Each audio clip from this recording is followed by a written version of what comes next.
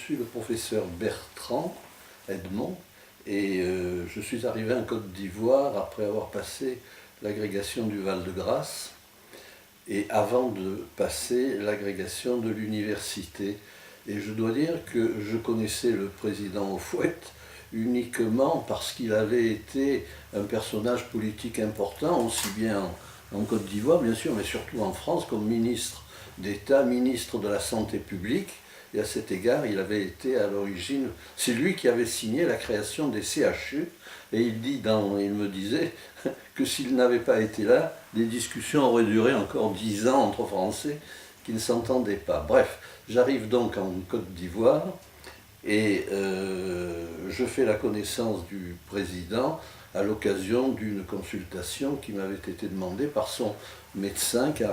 il avait bien entendu un médecin qui venait tous les matins, comme tout président qui se respecte, et il était bien clair dans son esprit, et dans le mien aussi surtout, que je ne serais pas ce médecin qui vient tous les matins, quoi, puisque la priorité c'était quand même pour moi et pour lui les soins et l'enseignement à la faculté. J'ai donc été professeur puis doyen de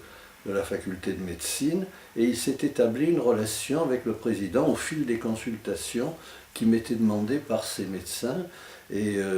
j'étais une espèce de consultant permanent sur place. Et j'ai découvert à cette occasion, après 20 ans de rencontres diverses, un homme derrière le président, derrière l'homme politique, derrière tout ce qu'on savait de lui. Il y a un personnage humain que j'ai trouvé moi très très intéressant, et c'est dans ce livre, donc un autre Houphouët, j'ai découvert un autre Houphouët, et je rapporte une 50aine d'épisodes où j'ai entendu personnellement, où j'ai vu le président agir comme un homme, et finalement de façon assez étonnante. Il m'est apparu comme comme un caractère plutôt rieur, mais qui est caché derrière la solennité de l'homme public, qui sait accepter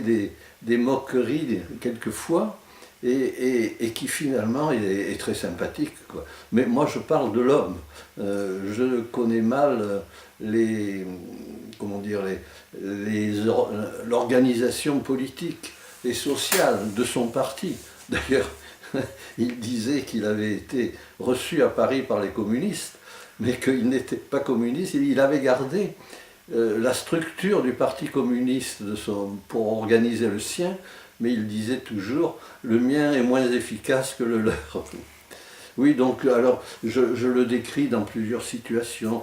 ses rapports avec la polygamie, avec les étudiants, avec la culture, avec le sport, et sur tous ces problèmes-là, il a des réflexions que je trouve très intéressantes et que je communique dans ce livre pour essayer de bien faire apparaître ce personnage vrai derrière le personnage politique, qui est également vrai d'ailleurs, mais c'est autre chose, quoi.